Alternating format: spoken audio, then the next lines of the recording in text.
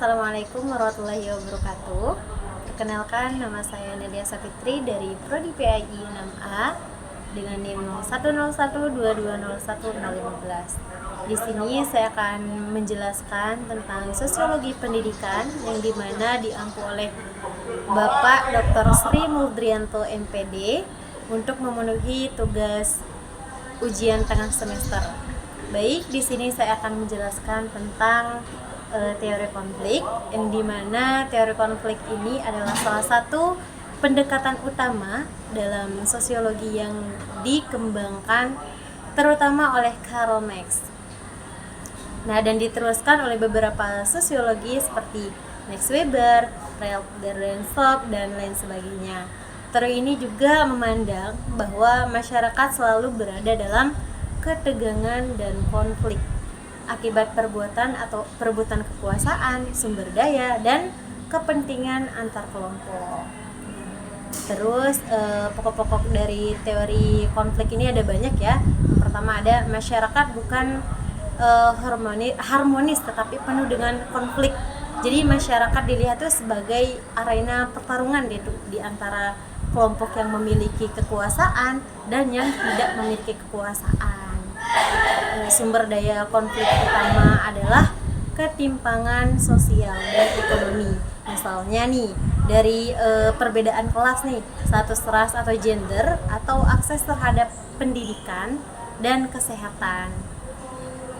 Jadi kelompok yang dominan atau mempertahankan kekuasaan mereka, mengontrol instruksi sosial, pendidikan, hukum, media, untuk menjaga status quo, atau mereka yang kaya-kaya ini melibatkan media sosial gitu.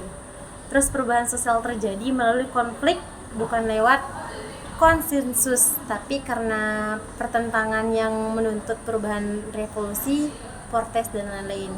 Jadi contoh konkret dari teori konflik ini adalah yang pertama, konflik antara buruh dan pengusaha, di mana para buruh ini menuntut kenaikan upah dan perbaikan kondisi kerja.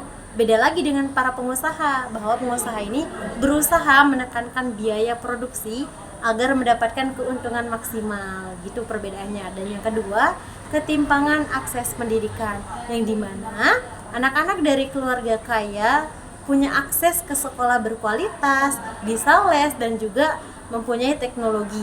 Yang kedua, sedangkan anak-anak miskin sulit mendapatkan pendidikan yang berkualitas.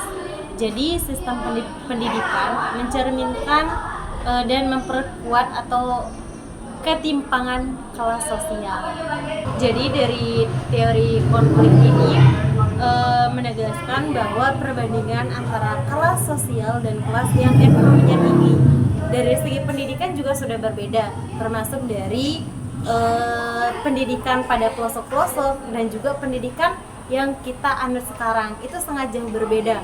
Jika di pelosok itu ekonominya yang sangat rendah dan berbanding terbalik dengan kita yang status ekonominya menengah.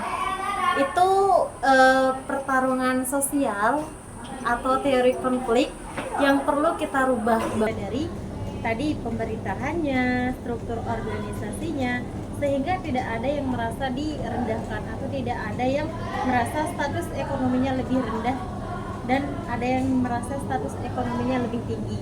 Jadi supaya negara Indonesia ini memiliki ekonomi yang sama rata seperti itu. Mungkin cukup sekian yang dapat saya sampaikan, kurang lebihnya mohon maaf. Sekian dari saya. Wassalamualaikum warahmatullahi wabarakatuh.